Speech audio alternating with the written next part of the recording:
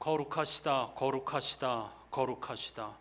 만군의 하나님 여호와, 전에도 계셨고 지금도 계시고 앞으로 오실 분이시여, 당신은 영광과 존귀와 능력을 받으시기에 합당하십니다. 이는 당신께서 모든 것을 창조하셨으니 당신의 뜻에 따라 그들이 존재하고 창조되었기 때문입니다. 아멘.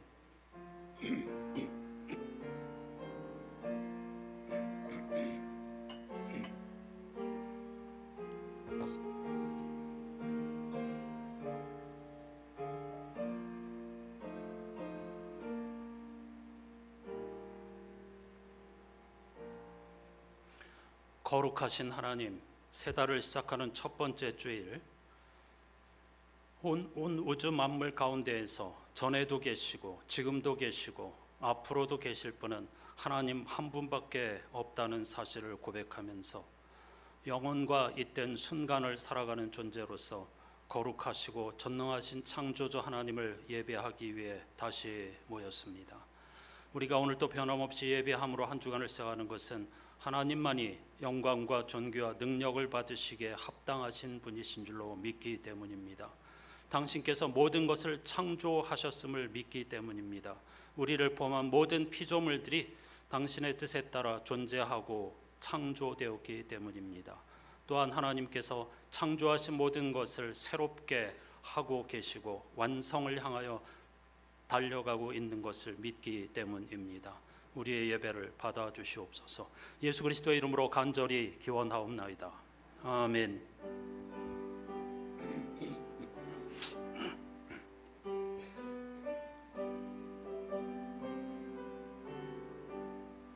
전능왕 오셔서 주 이름 찬송케 하옵소서.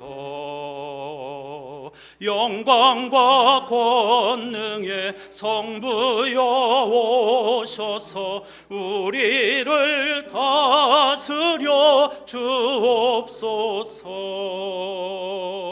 강생한 성자여 오셔서 기도를 들으소서. 택하신 백성들 복 내려 주시고 거룩한 마음을 주옵소서. 위로의 주 성령 오셔서 큰 증거 주옵소서. 전능한 주시여 각 사람 마음에서 떠나지 마시고 계십소서.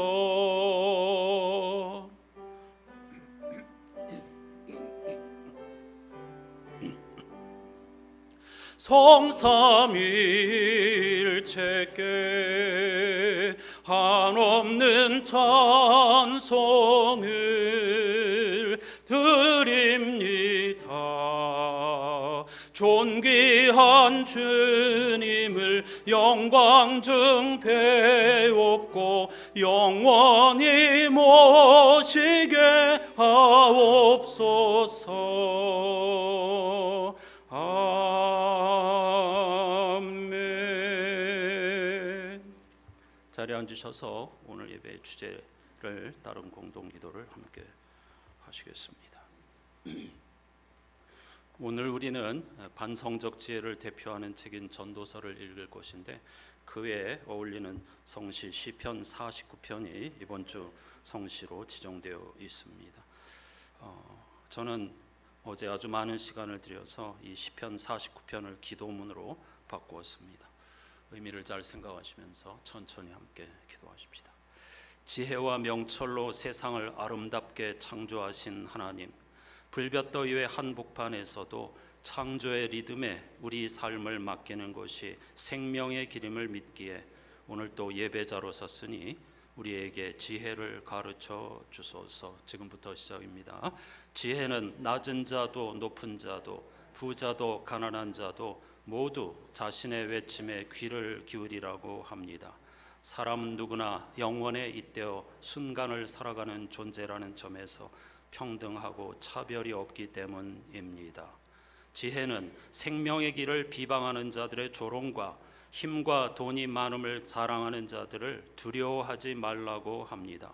생명을 속량하는 대가는 값으로 매길 수 없이 비싼 것이어서 아무리 벌어도 마련할 수 없기 때문입니다. 지혜는 어떤 사람이 부자가 되고 재산이 늘어난다고 해서 스스로 초라해지지 말라고 합니다.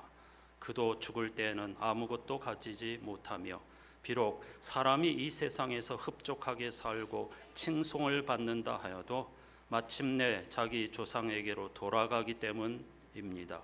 지혜는 자신을 믿는 어리석은 자들과 그들을 기뻐하며 따르는 자들의 운명은 양처럼 수월로 끌려가고 죽음이 그들의 목자가 될 것이나 아침이 오면 정직한 사람이 그들을 다스릴 것이라고 합니다.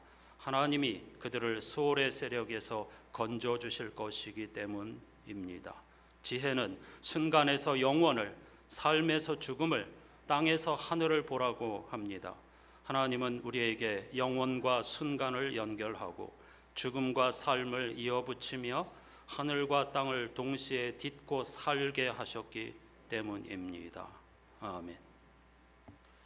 순간을 살아가는 존재인 우리가 영원에 잇대어 있다는 사실을 잊지 말아야 하겠습니다. 그래서 세상에서 잠깐 있다가 사라져 버릴 것들에 가치를 두고 살면 허무로 끝나게 되겠죠. 그게 전도서의 교훈입니다.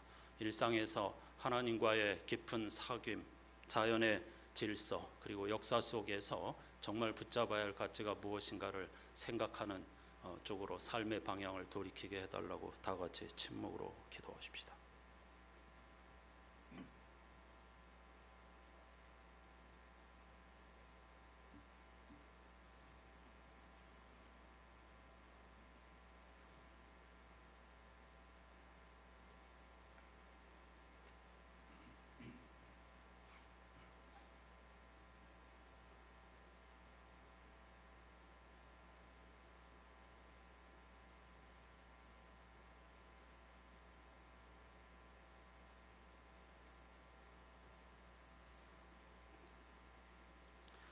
사라지는 것들이 아니라 영혼에 집중하며 살아가는 자들에게 주시는 하나님의 말씀이 여기에 있습니다. 주의 성도들아 여호와를 찬송하며 그의 거룩함을 기억하며 감사하라. 그의 노염은 잠깐이요 그의 은총은 평생이로다. 저녁에는 울음이 깃들일지라도 아침에는 기쁨이 오리로다. 아멘.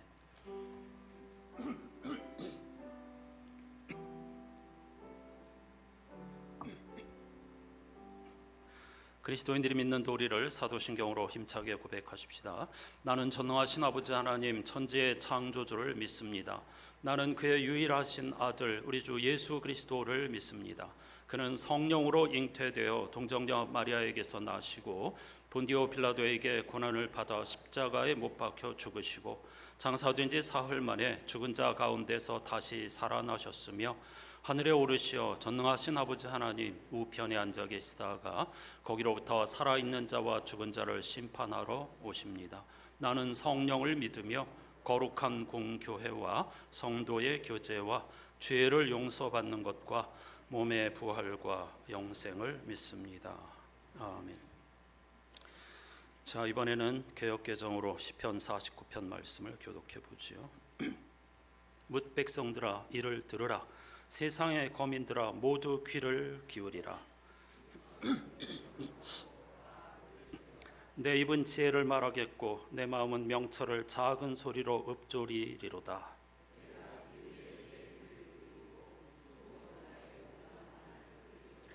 죄악이 나를 따라다니며 나를 에워싸는 환난의 날을 내가 어찌 두려워하랴. 아무도 자기의 형제를 구원하지 못하며 그를 위한 속전을 하나님께 바치지도 못할 것은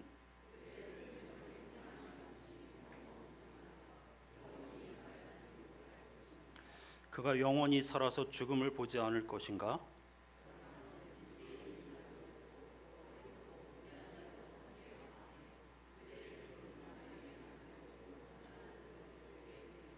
그러나 그들의 속생각에 그들의 집은 영원히 있고 그들의 거처는 대대에 이르리라 하여 그들의 토지를 자기 이름으로 부르도다. 사람은 존귀하나 장구하지 못함이여 멸망하는 짐승 같도다. 아멘. 본디 시편 49편은 20절까지 있는 것이라서 제가 전체를 다 반영하여서 기도문으로 바꾸었던 것입니다. 지혜는 창조의 리듬을 타는 것입니다. 하나님의 창조의 리듬, 봄, 여름, 가을, 겨울을 통해서 경험하면서 하나님을 경외하게 되는 것이죠. 그와 관련된 찬송을 함께 하십시다.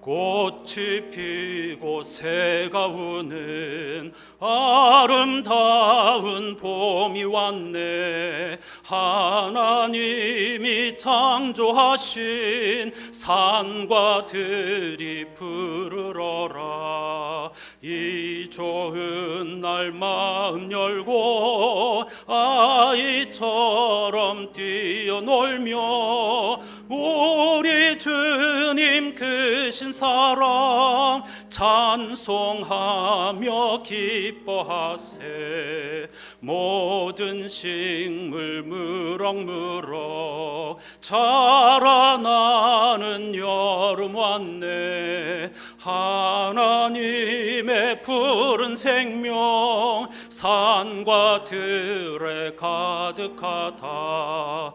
우리 주가 주시는 힘 불길처럼 솟아올라. 젊었을 때 기운차게 부지런히 일해보세. 무르익은 모든 곡식 풍성해진 가을 왔네. 하나님이 주신 열매 집집마다 가득하다.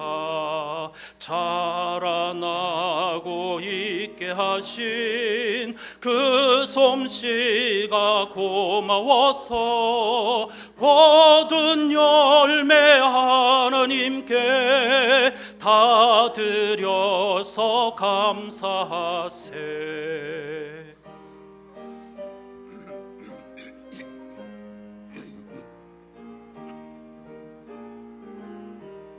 산과 들에 흰 눈 덮여 깨끗해진 겨울 왔네. 주홍같이 붉은 죄도 흰 눈같이 사함받네. 죄 없으신 우리 주님 이 땅 위에 내려오사 우리 위해 대신 죽은 그 사랑을 찬양하세. 아멘. 자연의 사계절처럼 인생의 봄, 여름, 가을, 겨울을 하나님의 충만하심 속에서 창조의 리듬을 타며 살아가는 행복자들이 되시기를 주님의 이름으로 축복합니다.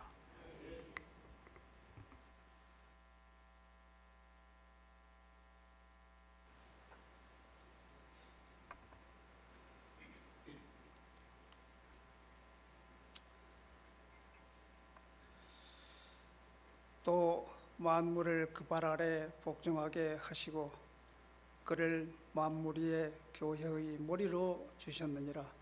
교회는 그의 몸이니 만물 안에서 만물을 충만케 하시는 자의 충만이니라. 아멘.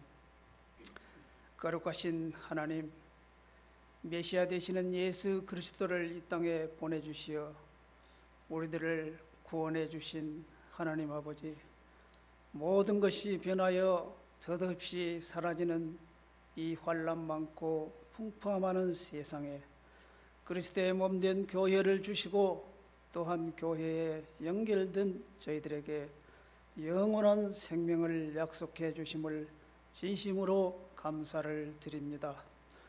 또한 예수 그리스도의 권능에 의해 우리의 불안하던 생활이 안전한 생활로 바뀌어졌고 우리의 허무한 인생이 보람 있는 인생으로 바뀌어졌음을 고백하며 다시 한번 감사를 드립니다.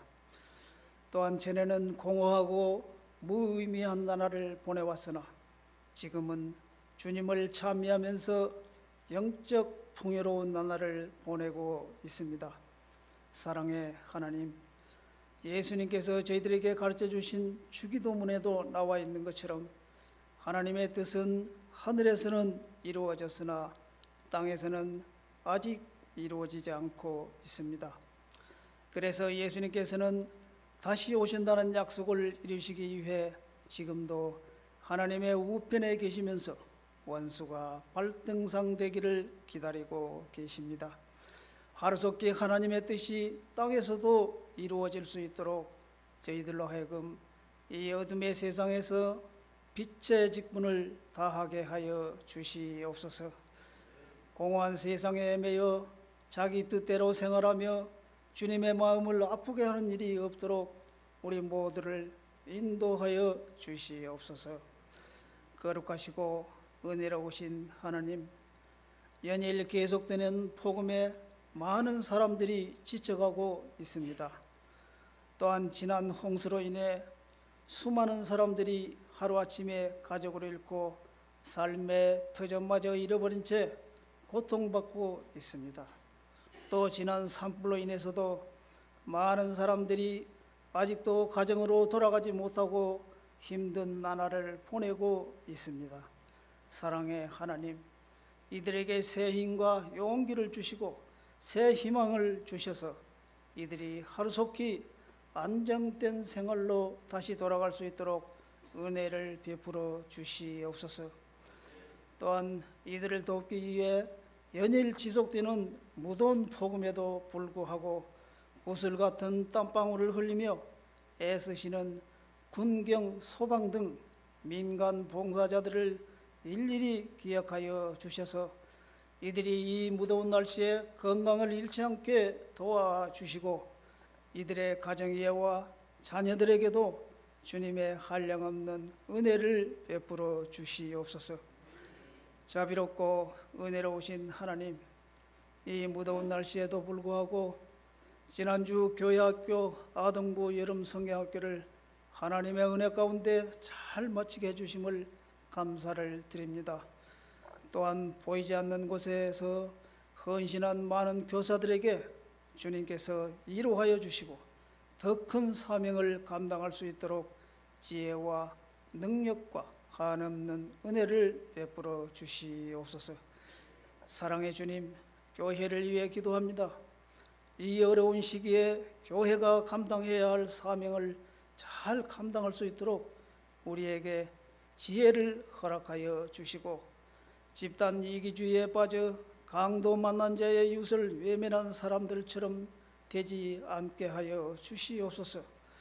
또한 아픔을 겪는 자와 함께 아파할 수 있는 교회가 되게 하시고 슬픔을 겪는 자와 함께 슬픔을 나눔으로써 선한 이웃으로서 저희들의 상처난 심령을 치료하는 교회가 되게 하여 주시옵소서. 또한 이 사회가 더욱 어두워지고 캄캄한 밤이 된다 할지라도 더욱더 진리의 등불을 밝히는 교회가 되게 하여 주시옵소서. 또한 교회를 위해 헌신하는 재직들을 기억하시고 신앙의 선진들처럼 어떠한 환경에서도 주님 앞에서 받게 될 상급을 바라보고 충성하는 일꾼들이 다 되게 하여 주시옵소서. 이 시간도 예배를 돕는 손길들을 기억하사 축복하시고 주님의 크신 은혜가 늘 함께 동행하시기를 간절히 원합니다. 끝으로 이 시간도 영육이 연약하여 외로운 병실과 가정에서 어려움을 겪고 있는 권속들이 많습니다. 주님의 위로가 필요합니다. 주님의 치료의 손길이 필요합니다. 우리를 사랑하시는 주님, 우리가 필요한 곳에 언제나 계셔서 우리를 끊임없이 도와주실 줄 믿습니다. 오늘도 이 고난과 어려움이 사라지지 않는 이때에 소망의 말씀을 들고 전하시기 위하여 단위에 서신 목사님을 기억하시고 성령의 능력으로 붙들어 주셔서 갈급한 심령으로 말씀을 사모하는 모든 성도들이 새로운 확신과 소망이 넘치는 시간이 되게 하여 주시옵소서. 우리에게 소망이 되시는 예수 그리스도의 이름으로 간절히 기도드리옵나이다. 아멘.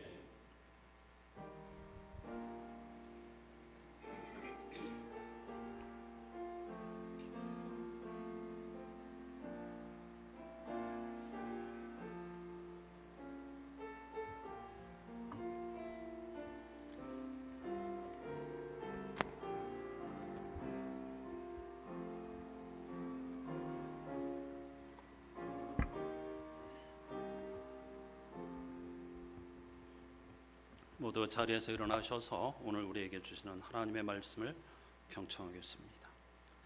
이번 주 성서 읽어 제1독서는 전도서 1장 그리고 2장의 말씀인데요. 그 가운데 전도서를 읽는 열쇠말이 되는 1장 2절 말씀을 제가 히브리어 직역 성경으로 읽겠습니다. 전도자가 말한다. 정령 헛되고 정령 헛되니 모든 것이 헛되다. 여러분이 함께 메시지 성서를 읽겠습니다. 탐구자가 말한다. 연기다. 한낱 연기다. 모든 것이 연기일 뿐 아무것도 아니다. 아멘. 자리에 앉으시기 바랍니다. 오늘 영상으로 함께할 찬송은 전도서라는 제목입니다. 저도 처음 발견했는데요. 생소한 곡인데 전도서 그 내용을 가사로 쓴 거니까 가사에 집중하시면 좋을 것 같습니다. 함께 하시죠.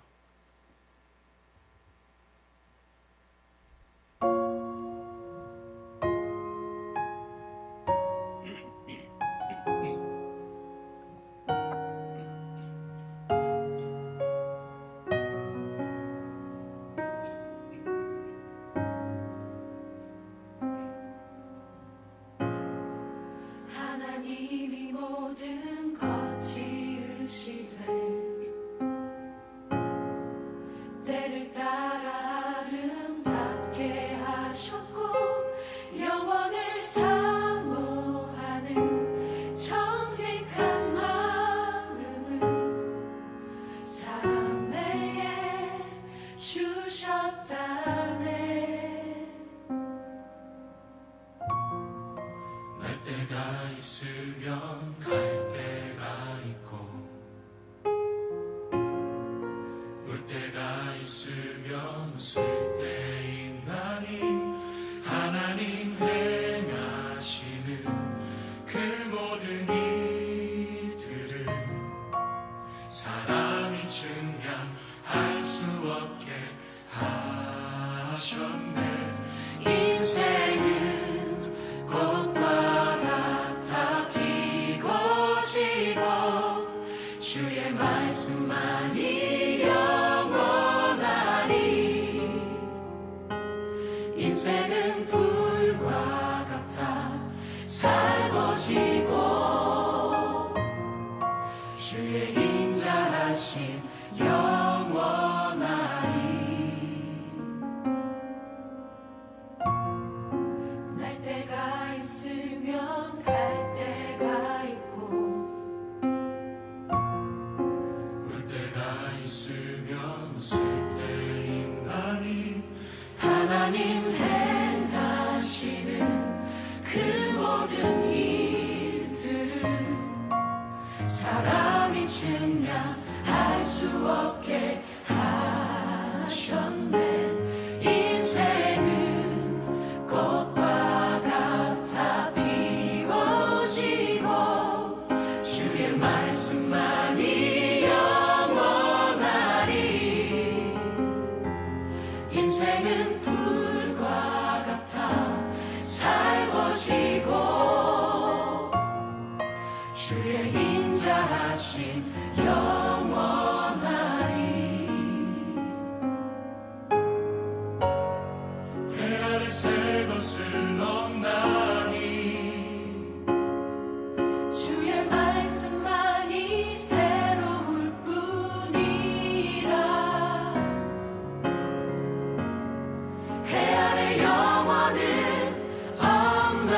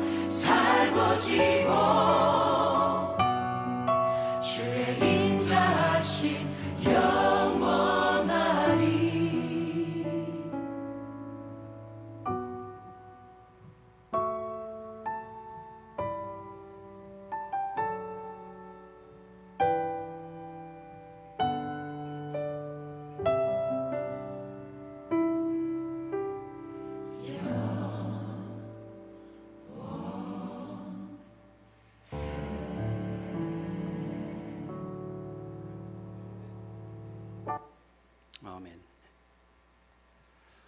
얼마 전 잠언에서 울려 퍼지는 지혜의 외침을 들으면서 성서에는 전통적 지혜와 반성적 지혜 두 가지가 있다고 말씀드렸습니다. 구약 성서만 그런 것은 아닙니다. 신구약 성서 전체가 그렇습니다. 선과 악의 이분법적 세계관과 뿌린 대로 거둔다는 지혜를 대표하는 책이 잠언이고, 그것의 의문을 제기하는 반성적 지혜를 대표하는 책이 욥기와 전도서입니다. 욥은 전통적 지혜의 대표자였습니다. 대표자란 전통적 지혜의 교과서, 전통적 지혜의 증인, 다시 말하면 이 땅에서 하나님을 경외하면 이런 복을 받는단다 하는 교과서로 인용되던 인물이 바로 욥입니다. 그런데 뜻밖의 그에게 고난이 찾아왔습니다.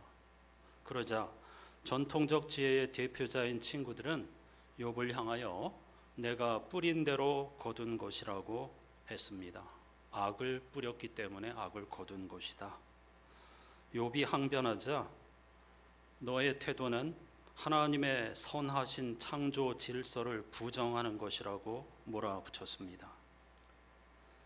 하지만 욥기는 선과 악의 이분법에서 헤어나오지 못하는 이들에게 선한 것도 악한 것도 모두 하나님께로부터 오는 것이라고 가르칩니다.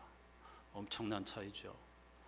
우리는 당연히 선은 좋은 것이고 악은 멀리해야 할 것이라고 생각하지만 반성적 지혜를 대표하는 지혜자들은 그렇지 않다. 선한 것도 하나님의 창조물, 악한 것도 하나님의 창조물, 사탄도 하나님의 손 안에 있는 피조물, 모두가 하나님께로부터 오는 것이라고 역설합니다. 동양 철학에서는 이런 것을 유와 무로 설명합니다. 보통 우리는 무가 없는 것이라고 생각하는데 무는 유의 상대적 개념입니다. 무 안에 유가 있고 유 안에 무가 있습니다. 이런 건 복잡하니까 이 정도로 그치고요. 그러므로 욥기는 누군가의 고통을 잠언의 틀에서 이해하는 것은 2차 가해를 저지르는 것이라고 경고합니다. 귀담아 들어야 합니다. 우리 가운데 고통을 당하는 이들에게 당신이 뭔가 잘못해서 하나님을 경외하지 않아서 죄의 씨앗을 뿌려서 라고 이야기하면 그건 2차 가해가 된다는 경고입니다. 욥기에 하나님이 사탄에게 너 때문에 내 백성이 고생을 당한다고 책임을 돌리지 않듯 신앙인은 손쉽게 타인을 정죄하거나 사탄에게 책임을 전가해서는 안 된다고 욥기가 역설하고 있습니다. 쉬운 선택이죠, 그건. 그러므로 고통당하는 사람의 잘못을 함부로 지적해서도 안 되지만 네가 당하는 고통이 무언가를 깨닫게 하시려는 하나님의 뜻이라고 설명하는 것도 교만입니다. 매우 조심해야 합니다. 욥기는 사탄이 제기하는 것처럼 까닭 없는 신앙이 가능한가 이런 주제에 대한 질문입니다. 너무 어려운 질문이죠. 보상 없는 신앙, 인간에게 그게 가능한가? 이유 없이 하나님을 경외하고 하나님을 사랑하는 신앙, 인간이 과연 그런 신앙을 가질 수 있을까? 사탄이 질문하는 게 이런 거잖아요. 재산 뺏어봐요. 자식 뺏어봐요. 욥이 계속 당신을 경외하나? 당신이 계속 보상해 주니까 당신 사랑하고 제사 드리고 예배 드리는 거잖아요. 없어도 그래도 욥이 하나님을 사랑하고 경외할 것 같아요? 이게 사탄의 질문이고 욥기 전체의 주제입니다. 여러분은 하나님께서 내가 뿌린 대로 열매를 주지 않아도 하나님을 예배하고 끝까지 하나님을 붙들고 끝까지 하나님을 신뢰하시겠습니까? 이게 욥기의 질문입니다. 이건 다음에 욥기를 읽을 때 조금 더 깊이 들어가 보죠. 따라서 욥기는 이 까닭없는 신앙이 가능한가 하는 문제를 던지는 것이지 욥에게 무언가를 깨닫게 하기 위한 책이 아닙니다. 그래서 우리는 답답하죠. 대답을 안 해주니까. 욥이 왜 이런 잠언의 그러니까 전통적 지혜의 교과서인데 자랑할 만한 하나님이 자랑할 만한 그런 교과서인데 왜 그가 고난을 받아야 됩니까? 자초지종을 단 한마디도 설명해 주지 않습니다. 인간은 그것을 알 수 없고 하나님은 전통적 지혜를 창조하신 분이지만은 그 틀에 매여 있는 분은 아니다라는 것이 욥기의 결론입니다. 선과 악을 창조하신 분이 하나님이시고 신상필벌의 원리를 창조하신 분도 하나님이시지만 하나님은 창조자이시기 때문에 그 틀에 매여 계시는 분은 아니다라는 거죠. 또한 욥기가 하나님을 변호하고 설명하지 않는 것은 하나님은 인간의 변호와 보호를 필요로 하는 분이 아니시기 때문입니다. 따라서 하나님의 선하심을 보호하려고 고군분투한 욥의 친구들은 하나님의 눈에는 어리석은 자로 보일 뿐이죠. 그래서 마지막에 야단 맞은 겁니다. 너희들이 틀렸다. 니들이 뭔데 전능자의 선하심을 변호하고 그리고 인간의 언어로 해석하려고 하느냐? 그건 불가능한 일이다. 감추어진 일이다 라고 말이죠. 욥기는 하나님의 하나님 되심과 하나님의 선하심 사이에서 하나님의 하나님 되심을 더 강조하는 책입니다.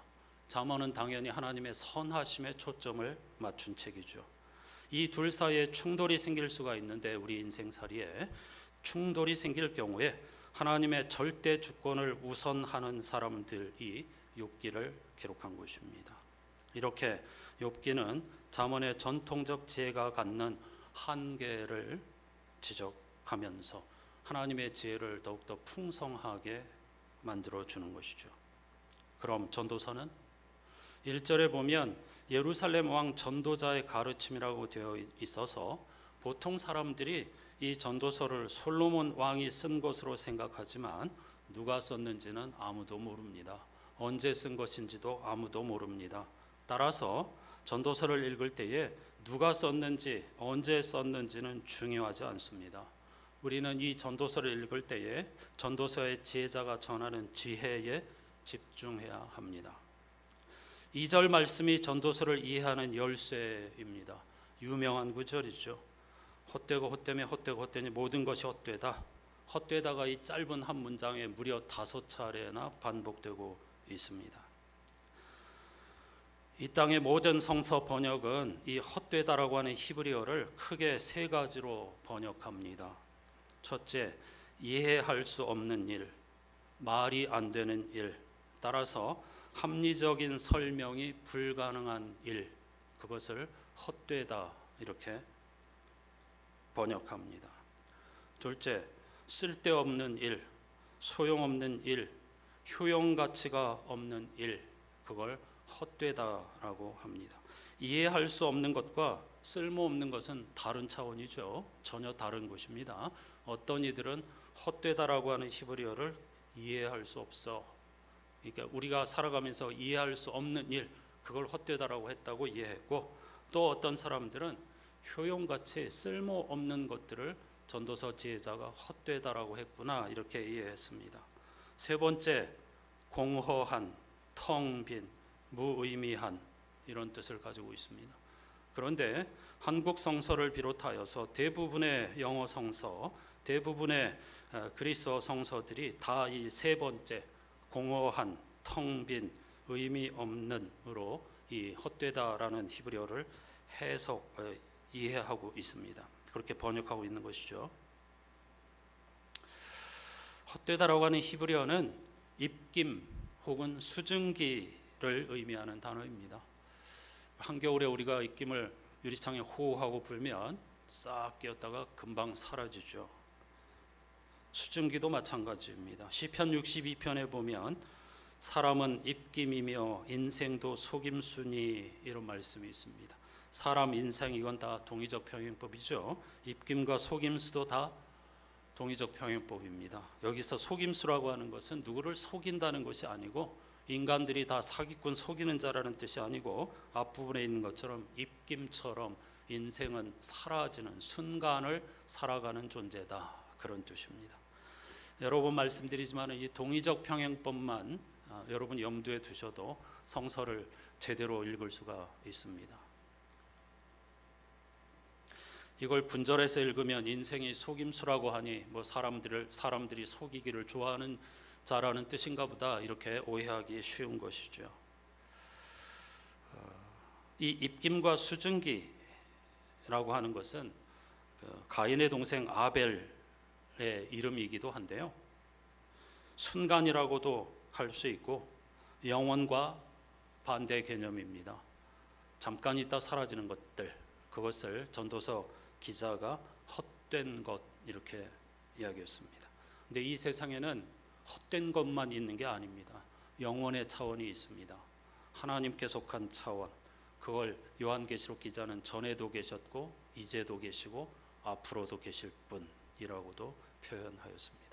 우리는 순간을 살다가 사라져버리는 지구의 손님이지만 만물의 창조자이신 하나님께서는 영원하신 분이고 순간을 살아가는 우리 안에 하나님께서 영원성이라는 어떤 신비로운 것들을 부여해 주셨습니다.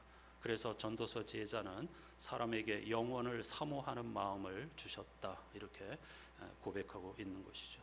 따라서 오늘 제목에 들어 있습니다. 우리는 영원과 순간 사이에서 살아가는 존재.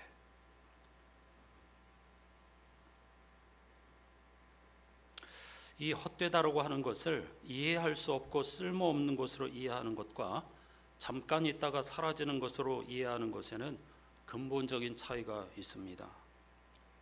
좋고 나쁨의 가치 판단이 개입되어 있느냐 아니면 단순히 눈에 보이는 현상을 말하는 것이냐의 차이입니다. 잠깐 있다가 사라지는 것을 덧없다고 판단할 수는 있지만 그것은 어떤 보이는 현상에 대한 가치를 부여한 것이죠. 그것이 모두 헛되고 무의미한 것은 아닙니다. 전도서를 이해하기 위해서는 헛됨을 현상에 대한 묘사로 읽어야 합니다. 우리 눈에 보이는 어떤 것들, 이게 가치가 있다 없다 그런 차원이 아니고요. 잠깐 있다가 사라지는 것이라고 하는 그 현상을 주로 다루고 있는 것입니다. 만일 우리의 인생을 포함해 가지고 먹고 마시고 일하고 사랑하고 공부하고 예배드리고 이 모든 것들이 목표를 세우고 노력하는 것이 무가치하고 쓸모없는 일이라면 전도자가 이 긴 분량을 할애해 가지고 삶의 지혜를 역설하는 것도 헛되고 헛된 일이 아니겠습니까? 그러니까 그걸 말하는 게 아니에요. 그러려면 이런 책이 필요 없는 거죠. 제자는 하늘 아래 새 것이 없다. 헛되고 헛되며 이 표현을 바꾸어서 하늘 아래 새 것이 있을 리 없다 이렇게 또 표현하고 있습니다. 사람들은 새 것을 좋아하지만 새 것이 반드시 좋은 것은 아니죠. 여기서 새 것, 전도서 제자가 강조하는 새 것은 하나님이 창조하신 패턴의 불변성을 말하는 것입니다. 하늘 아래 새 것이 있을 리 없다라고 하는 것은 하나님이 창조하신 리듬이 종말의 순간까지 변하지 않는다라는 뜻입니다. 어떤 면에서는 계시록과도 연결되어 있죠. 오후에도 계시록을 주제로 찬양 예배를 드릴 것인데 계시록이 말하는 새 하늘과 새 땅은 재창조가 아닙니다. 다 쓸어버리고 새로 태초처럼 창조하시는 게 아닙니다. 그건 완성이 아니죠. 또 문제를 해결해야 되니까 새롭게 하는 것입니다. 계시록 21장 5절은 내가 만물을 새롭게 하고 있다라고 하신 것처럼 태초에 창조하신 이 모든 만물을 창조의 목적에 따라서 완성하는 것이 새 하늘과 새 땅이고 새 예루살렘이 의미하는 바입니다. 따라서 하늘 아래 새 것이 있을 리 없다라고 하는 것은 하나님이 이 세상을 재창조하시지 않는다라는 말과도 같은 뜻입니다. 하나님이 그 창조의 리듬을 따라서 우리를 완성하신다는 절대 주권에 대한 진술이 바로 하늘 아래 새 것이 있을 리 없다는 뜻입니다. 순간을 살아가는 손님인 우리는 이 창조의 리듬을 바꾸어 어떤 흔적을 남길 수도 없고 후세대 사람들이 기억할 만한 것을 새롭게 창조할 수도 없다는 것을 강조하는 것입니다.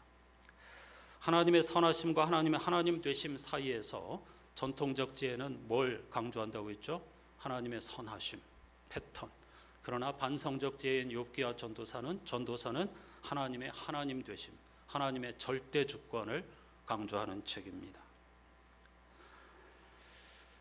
그래서 오늘 이 전도서 이 엄청난 책을 다 다룰 수 없기 때문에 결론적으로 말씀드리면 하나님이 우리에게 허락하여 주신 순간이지만은 인생을 순간순간 하나님이 주신 것을 받아 누리고 즐거워하라, 기뻐하라. 그러나 죽음을 기억하라. 이게 전도서의 전부입니다.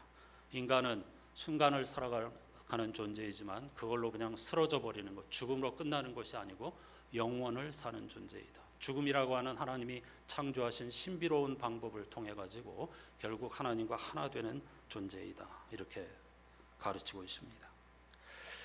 유대 문헌의 가장 큰 특징은 다양한 의견들, 심지어 서로 정반대인 것처럼 보이는 견해와 해석을 다 수용한다는 것입니다. 이게 유대인의 지혜의 위대함입니다. 어떤 특정한 하나의 의견이나 해석만 옳다고 주장하고 다른 의견을 배척하지 않습니다.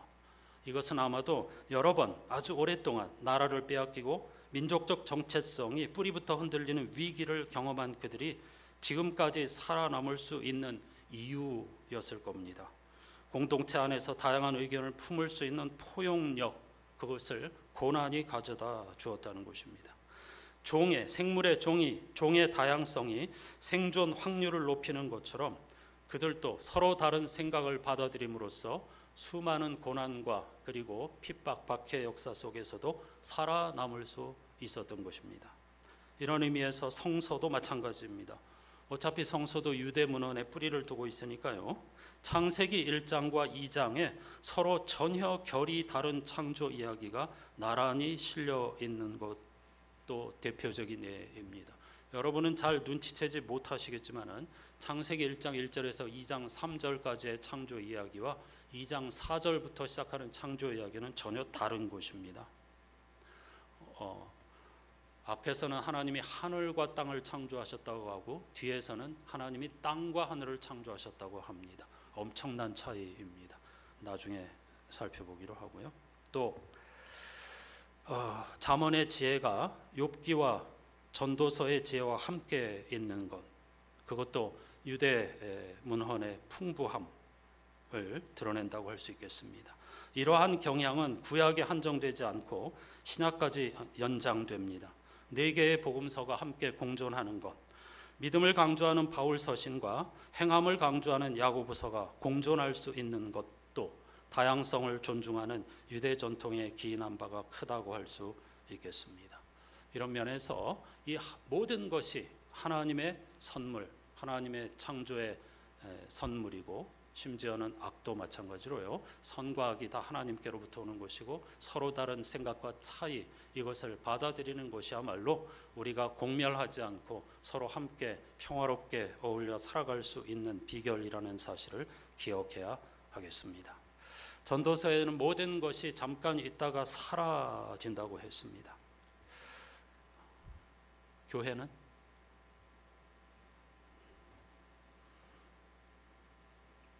이 땅에 있는 교회는 사라지고 있고 사라질 수 있습니다.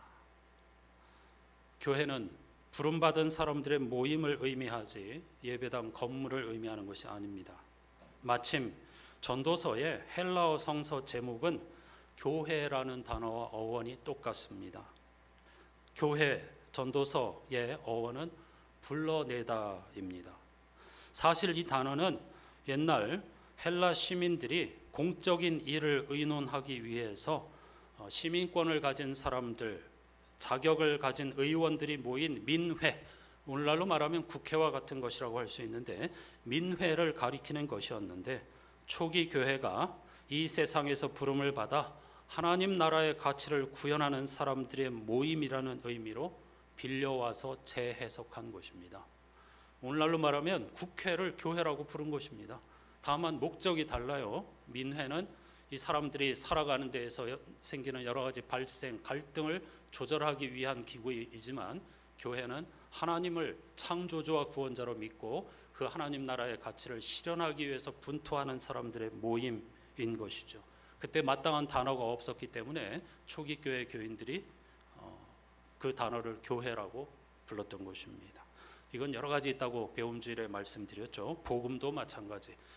그 그리스도도 마찬가지 다 빌려와서 재해석한 것입니다. 따라서 전도서는 교회에 속한, 다시 말하면 하나님의 부름을 받은 사람들이 어떤 가치관으로 살아야 하는가를 우리에게 가르쳐주는 책입니다.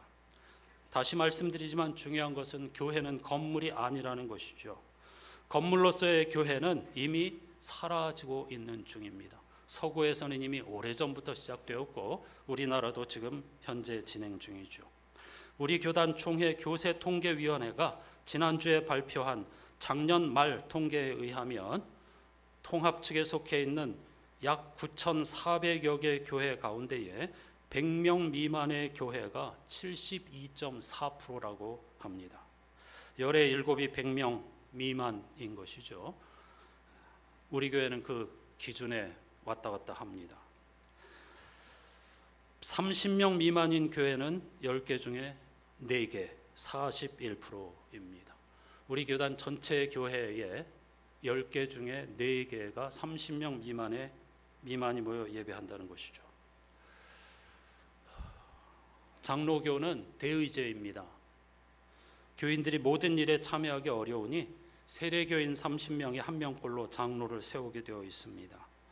장로님들을 통해서 여러분들의 생각과 의견을 전달하고 당회에서 의논하고 결정해서 시행하는 제도이지요. 좋은 제도이고 적극 활용하셔야 합니다. 여러분들이 저에게 직접 말씀하시는 것도 좋고 장로님들에게 이거 의논해 주십시오 하고 제안하는 것도 매우 좋은 일입니다. 적극 활용하셔야 합니다. 여러분의 권리니까요. 지난주일 당회에서 장로님 한 분이 여러분들의 의견을 받아 한 가지 토론 제안을 하셨습니다. 우리 교회는 코로나 이후 출생률 저하로 아이가 줄어들고 교육 여건도 마땅치 않아서 안타깝지만 유치부 운영을 멈추었습니다. 그런데 어떤 가정의 부모가 아이의 신앙 교육을 위해 교회학교 여건이 잘 갖춰진 교회로 아이를 데려가신다는 겁니다. 그러니 유치부를 살려보자는 겁니다. 여러분은 어떻게 생각하십니까? 교회를 사랑하는 여러분의 충정은 10분 이해하지만 저는 생각이 많이 다릅니다. 비유를 들어보겠습니다. 지방에 사는 우리 자녀들은 대부분 도시에 있는 대학이나 기업을 찾아 고향을 떠납니다. 대도시에 기회가 많고 정주 여건이 잘 갖추어져 있기 때문이지요. 만일 여러분의 자녀들이 좋은 학교와 직장을 찾아 떠난다면 여수를 지켜야 하니 가지 마라 이렇게 말씀하시겠습니까? 우스운 이야기죠. 그럴 사람 하나도 없습니다. 그럼 설령 청년들의 유출을 막기 위해서 여수에서 대학 간판을 걸고 건물을 한 10개 만들어 놓는다고 가정해 보십시다. 대도시의 조건과 비교가 되지 않는데 대학이 있다고 해서 학생들이 여기 남겠습니까? 우리는 당연히 자녀들의 미래를 축복하며 떠나 보낼 수밖에 없고 그래야만 하는 것이죠. 모두가 서울이 될 수 있는 건 아니지 않습니까? 교회도 마찬가지입니다. 모두가 대형 교회가 될 수 없습니다. 조금 전 교세 통계도 인용했지만 큰 교회 따라하기는 전혀 해답이 아닙니다. 흉내는 낼 수 있지만 그건 교회의 본질이 아닙니다. 왜 쓸데없이 그걸 흉내냅니까? 흉내 낼 수는 있겠지만 불가능한 일입니다. 유치부 간판을 달 수 있겠지만 돌봄 수준인데 좋은 교육 인프라가 갖추어진 교회 학교를 찾아가는 부모들이 발길을 돌리겠습니까?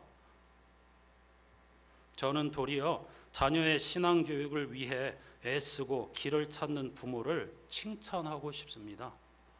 여러분께 이렇게 말씀드리고 싶습니다. 야, 그런 부모가 있다면 우리 축복하고 보내주십시다. 내 새끼 좋은 교회 학교에서 교육받게 하겠다는데 근데 우리는 그렇게 못하는데 안 되는데 왜 붙잡습니까? 교회는 하나라고 맨날 신앙 고백하면서. 그러니까 개교회주의에 빠져가지고 한국 교회가 무너지는 거잖아요. 좋은 교육 요건 찾아가는데 잘한 일이다. 가서 열심히 교육시키고 하나님 나라 백성으로서 열심히 길러내자. 기도한다. 이러면 얼마나 좋을까요? 급격한 고령화와 교세 감소로 우리도 30명 교회가 될 수 있고 사라질 수 있습니다. 얼마든지. 그렇다고 믿음이 사라지는 게 아닙니다. 그렇다고 구원이 사라지는 게 아닙니다. 예배당이 사라진다고, 교인이 줄어든다고 그것 때문에 구원을 못 받는 게 아닙니다. 그때까지 교회는 건물이 아니기 때문인데, 그때까지, 주님이 오실 때까지 우리는 큰 교회를 부러워하고 따라하기가 아닌, 몸부림치는 것이 아닌 예수 그리스도의 복음에 집중해야 합니다. 교회의 기능이 여러 가지 있죠. 예배, 교육, 선교, 봉사, 이렇게 주로 4가지를 전통적으로 드는데, 뭐라고 해도 교회의 핵심 기능은 예배입니다. 성도는 예배 공동체입니다. 그래서 건강한 예배를 준비하고 함께하며 하나님 나라 가치에 집중하면 됩니다. 우리 교회만의 색깔과 내용을 입힌 주일 예배와 우리 교회만의 색깔을 가진 성찬 예식이 있고, 우리 교회 찬양 예배는 제가 장담하건대 한국 교회 그 어디서도 찾아볼 수 없는 형식과 내용을 갖고 있습니다. 큰 교회 따라하기가 아닙니다. 제가 부교육자 생활하면서 배워온 게 아닙니다. 예배당은 사라질 수 있지만 복음과 예배는 헛된 것이 아닙니다. 사라질 것들에 집중하지 않고 영원하신 하나님의 은총과 구원에 집중하는 저와 여러분이 되어야 할 줄로 믿습니다. 예수께서는 바로 이런 인간의 전통적인 지혜, 이걸 뒤엎으신 분이십니다. 성전에서 장사하는 상을 뒤엎으신 것은 아주 상징적인 행동입니다. 예수님이 저렇게 무서운 분인가? 화를 내시고 저렇게 심하게 할 필요가 있는가? 인간의 전통적인 생각들을 뒤엎는다는 것을 나타내 보여주는 상징적인 행동입니다. 여기서 설명을 많이 드려야 되는데 멈춰야 할 것 같습니다. 복음서 오늘 본문에 한 부자가 있었습니다. 그냥 그림으로 보십시다. 여러분 잘 아시는 비유입니다. 이른바 어리석은 부자에 관한 비유인데요. 아프리카 카메룬의 지저스 마파, 이름이 예수 마파입니다. 지저스 마파라고 하는 흑인이 오늘 이번 주, 그러니까 누가복음 본문을 읽고 어리석은 부자라고 하는 제목으로 그린 그림입니다. 한가운데 흰 옷을 입고 있는 분이 부자 주인입니다. 쌓을 곳이 없죠. 저장할 곳이 없죠. 그래서 저쪽에다가 창고를 지라라고 이야기하고 있고, 수많은 창고가 이미 주변에 있고, 확대해서 보시면 아는데 이게 안 돼서 안타까운데 아주 행복한 표정을 짓고 있습니다. 전통적 지혜에 의하면 이 사람이 책만 받을 게 하나도 없습니다. 왜? 부자가 된 것은 뭐 때문에? 선하게 살았기 때문에. 누가 부자 만들어줬어요? 하나님이. 욥처럼. 근데 반전이 일어납니다. 어리석은 사람아, 오늘 밤에 너의 영혼을 하나님이 도로 찾아가면 네가 가진 모든 것이 누구의 것이 되겠느냐. 엄청난 반전이죠. 이게 예수님의 가르침의 방법입니다. 재물과 소유가 무의미하니까 쳐다보지 말라는 뜻이 전혀 아닙니다. 아무도 재물과 소유가 없이 살 수 없죠. 중요한 것은 재물을 하나님처럼 숭배하지 말라는 것입니다. 그래서 그리스도인은 소유 지향적 삶 너머를 지향하는 존재입니다. 자기를 위하여 재물을 쌓아두고 하나님께 대하여 부여하지 못한 자가 바로 이와 같다. 이걸 가르치려고 하는 것이죠. 하나님께 대해서 부여하다는 말은 하나님을 깊이 알고 깊이 경험한다는 뜻입니다. 하나님과의 관계가 풍성해진다는 것이죠. 너무 어렵게 생각하실 필요가 없습니다. 하나님과의 관계가 깊고 풍성해진다는 것은 하나님의 사랑을, 그의 은총을 우리의 일상에서 풍성하게 받아들인다는 뜻입니다. 모두 사라지는 것에 집착하는가 하면 우리들은 그 사라지는 것들 너머에 계신 하나님의 은총을 일상에서 경험하고 맛보고 받아들이는 것을 의미합니다. 하나님과의 관계가 깊어지는 것, 하나님께 대하여 부여해지는 가장 중요한 길은 예수 그리스도에게 집중하는 것입니다. 성찬 예식도 그것을 위해서 함께 나누는 것이죠. 하나님의 사랑과 은총을 일상에서 경험할 때에 하나님과의 관계가 깊어집니다. 성찬 예식에서도 빵 한 조각을 손에 들고서 황홀함을 느낄 줄 아는 사람이 하나님의 은총을 맛보는 사람입니다. 이런 사랑과 은총이 우리의 일상에 얼마나 널리 함께하고 있는지를 아는 사람은 온 땅에 하나님의 영광이 가득하다는 노래를 기쁨으로 부르게 될 것입니다. 이 노래를 부르면서 354장 1절과 2절을 찬송하면서 성찬 예식 감사의 식탁 교제 함께 참여하겠습니다. 장로님들 나오십시오.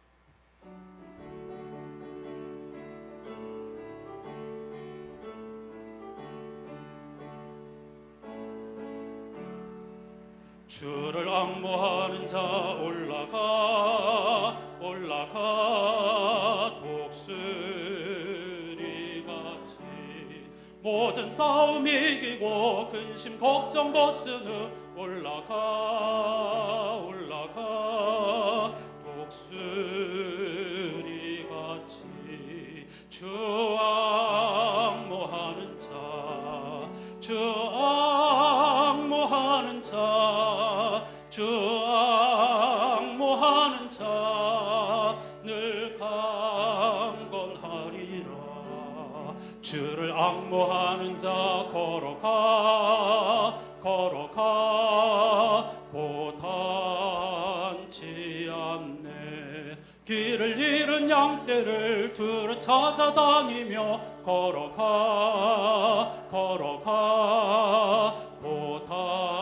고단치 않네. 주 앙모하는 자 주 앙모하는 자 주 앙모하는 자 늘 강건하리라. 후렴 주 앙모하는 자 주 앙모하는 자 주 앙모하는 자 늘 강건하리라. 전도자의 가르침과 오늘 우리에게 주신 말씀을 기억하면서 함께 고백하십니다. 이 빵은 생명을 상징합니다. 생명의 양식인 주님께서 우리를 부르십니다. 생명 충만은 자기를 위한 재물이 아니라 하나님을 깊이 알고 경험할 때 맛볼 수 있습니다. 이 빵을 먹고 일상에서 하나님 나라의 가치에 집중하며 살아가십시오. 아멘. 이달에도 하나님의 사랑과 은총을 일용할 양식으로 삼겠습니다.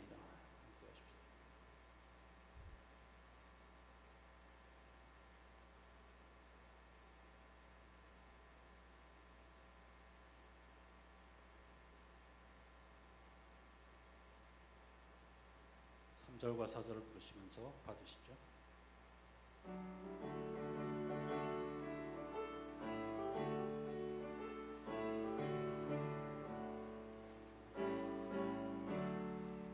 주를 앙모하는 자 달려가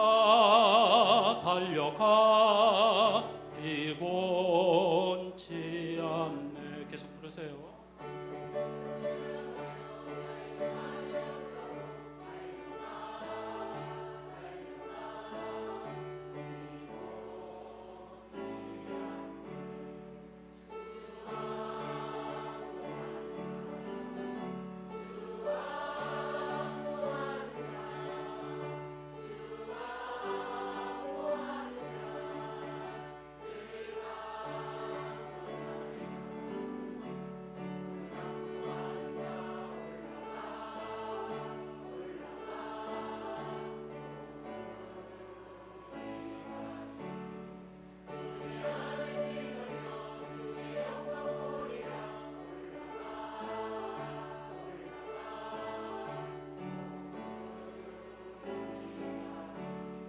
주 앙모하는 자, 주 앙모하는 자, 주 앙모하는 자, 늘 강건하리라.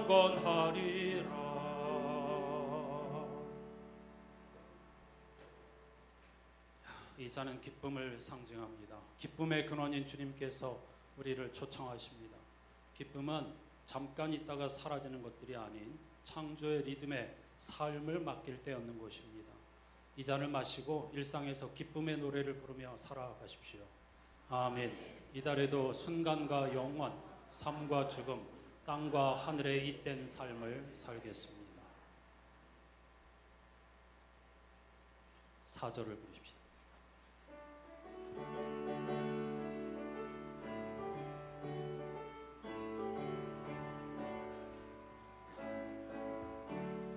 주를 앙모하는 자 올라가 올라가 독수리같이 은혜 안에 뛰놀며 주의 영광 보리라 올라가 올라가 독수리같이 주 앙모하는 자 주 앙모하는 자, 주 앙모하는 자 늘 강건하리라. 하나님 감사합니다. 8월의 첫 주일 성찬 예식과 더불어서 예배할 수 있는 은총 허락하여 주신 것 진심으로 감사드립니다. 예배란 하나님께서 우리에게 베풀어 주신 은혜의 사건입니다. 수천 년 전의 교우들과 지금의 교우들과 장차 주님이 오실 때까지 하나님을 붙잡고 믿음의 선한 싸움을 싸울 교회 공동체가 모두 다 서로 연결되어 있으며 함께 호흡한다는 사실을 기억하게 해 주시옵소서. 아주 길면 100년, 그래도 순간을 살아가는 우리들이지만 이렇게 창조에서부터 그 창조의 완성인 결정적 종말의 순간까지 우리의 삶이 손관과 영원 사이에서 잇대어 있다는 사실을 기억하게 해 주시옵소서. 일상에서 하나님과 깊은 교제를 통해서 세상이 줄 수 없는 기쁨, 잠깐 있다가 그 존재가 사라지면 같이 사라져버릴 것에 기댄 기쁨이 아니라 영원에 기댄 기쁨을 맛보는 우리들이 되게 하여 주셔서 한 주간 동안 땅과 하늘의 조화를 잘 이루게 해주시고 순간과 영원을 잇대는 삶을 살아가는 거룩한 안산교회 공동체가 되게 해 주시옵소서.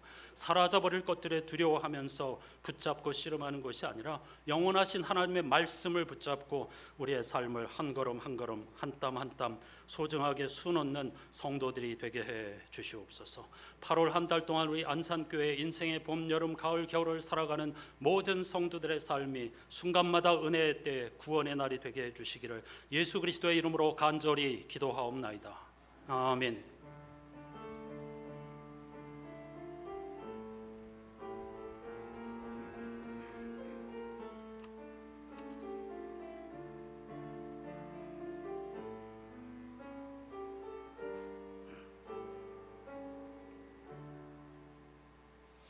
이렇게 인사하십시다. 하나님이 당신과 함께 하십니다.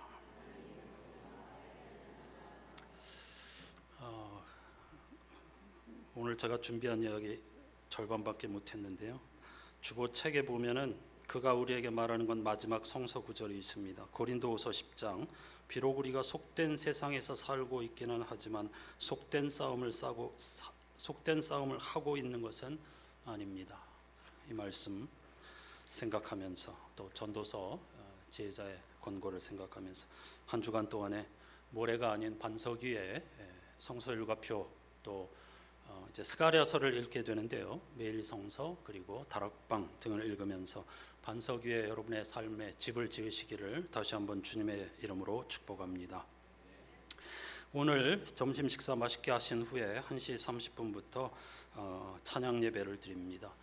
얼마 전까지 요한계시록을 이번 주 초까지죠. 요한계시록을 읽었는데 요한계시록의 가르침의 주제와 맞닿은 찬송들을 선곡해서 함께 새하늘 새 땅에 대해서 갈망하면서 찬송해 보십시다. 배움주일은 8월은 해마다 방학입니다. 이번 달은 쉬어가도록 하겠습니다. 지난주 당회에서 어려운 결정을 하나 했습니다. 우리 교회 예배당이 점점 이렇게 노후화되니까 손볼 곳이 점점 많이 생겨납니다. 건물도 인간과 똑같겠죠. 근데 이 지붕에 물이 새고 상당히 많이 이렇게 처지는 현상, 내려앉는 현상이 발생하여서 장로님들이 보실 때에 더 지체해서는 안 되겠다 이렇게 결정을 하고 사실 이게 빨리 제거해야 할 성면이 들어 있습니다. 천정과 지붕 사이에 이것도 제거를 빨리 해야 하고 동시에 전기 공사를 해야 되는데 우리 교회 형편상 한꺼번에 할 수가 없어서 금년 가을에 더위가 좀 물러가면은 지붕 보수만 먼저 하십시다 이렇게 결정을 했습니다.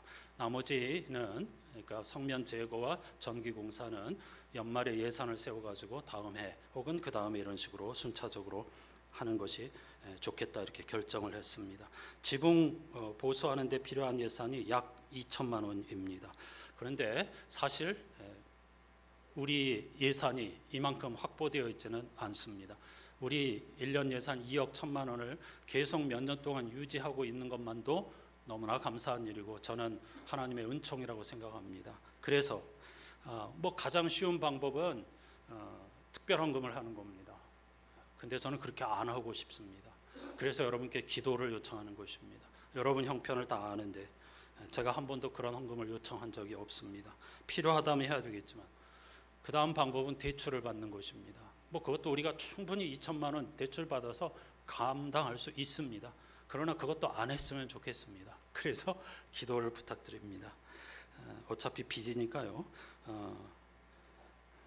이 예산 확보와 안전한 공사를 위해서 기도해 주시기 바랍니다. 매일 잊지 말고 기도해 주시고, 한 가지 부탁은 혹시라도 가정에 애경사가 있을 경우에 그때 떡도 내시고 또 꽃꽂이도 하시고 여러 가지 하는데 그걸 전부 다 오늘부터는 이 건축은 아니죠. 하여튼 건축이라고 그냥 하십시다. 그 제목을 담아가지고 많은 액수가 아니라 하더라도 괜찮습니다. 그게 다 모이고 쌓이면 오병이와 같은 역사가 일어나리라고 저는 생각합니다. 이 공사를 위해서 기도해 주시고, 기도하다가 또 어떤 그 감동이 있으면 여러분들이 그 헌금을 해 주셔도 좋겠죠. 기도해 주시기 바랍니다. 오늘까지만 이 광고 드리겠습니다. 휴가 기간 인생 말씀 찾기 한 구절을 해도 좋고, 나는 구약에서는 이 구절, 신약에서는 이 구절 가지고 씨름한다 이렇게 하셔도 좋겠습니다. 약간의 간증을 포함해 가지고 준비해 주시면 9월달 배움 주일에 함께 풍성하게 나눠 보겠습니다. 이번 주 목요일부터 다음 주 수요일까지 이기도 목사님 여름 쉼의 시간을 갖습니다. 기도해 주시면 감사하겠습니다. 다 같이 자리에서 일어나셔서 오늘은 1절로 찬양하십시다.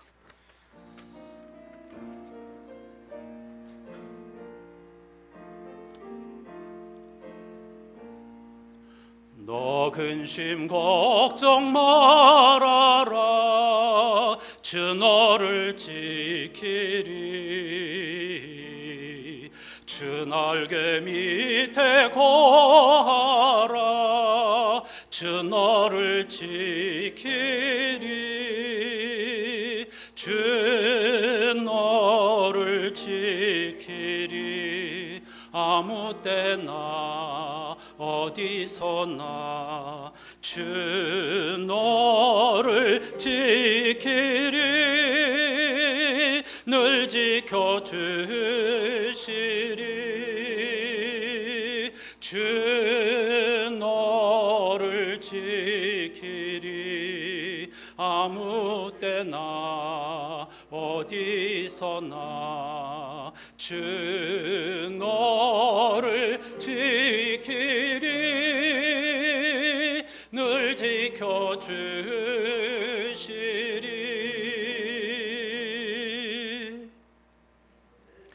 여러분이 그리스도와 함께 살려주심을 받았으면 위에 있는 것들을 추구하십시오. 여러분은 땅에 있는 것들을 생각하지 말고 위에 있는 것들을 생각하십시오. 아멘. 우리 구주 예수 그리스도의 은혜와 하나님 아버지의 사랑과 성령님의 말로 닿을 수 없는 탄식과 교제가 세 달 첫 주일 창조주 만물을 새롭게 하고 계시는 하나님의 은총 앞에 엎드려서 순간을 살아가지만 땅에서 항상 하늘을 생각하고 땅과 하늘이 둘이 아니라는 사실, 하나님은 선과 악 모두를 내시는 분이라는 사실, 모든 것이 영원에 잇대어 있다는 사실을 고백하면서 해 아래서 하나님이 주신 것을 감사한 마음으로 충만을 누리면서도 동시에 우리는 죽음으로 향하고 있는 제한자라는 사실을 고백하면서 그 사이에서 하나님이 주신 천국의 기쁨을 누리는 증인이 되기로 다짐하는 모든 이들의 삶의 자리에 항상 함께해 주시옵기를 간절히 축원하옵나이다. 아멘.